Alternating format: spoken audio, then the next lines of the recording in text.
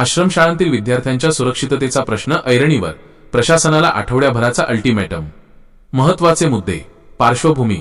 गडचिरोली जिल्ह्यातील एका निवासी आश्रमशाळेत सर्पदंशामुळे 3 दुर्दैवी विद्यार्थिनींचा मृत्यू झाल्याच्या पार्श्वभूमीवर चंद्रपूर जिल्ह्यातील विद्यार्थ्यांच्या सुरक्षेचा प्रश्न गंभीर बनला आहे।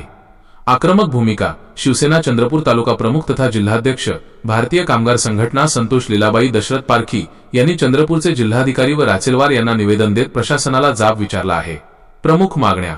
सर्व शासकीय व अनुदानित आश्रमशाळांतील विद्यार्थ्यांना तातडीने लोखंडी पलंग, बेड, गाद्या, चादरी आणि मच्छरदाण्या उपलब्ध करून देणे।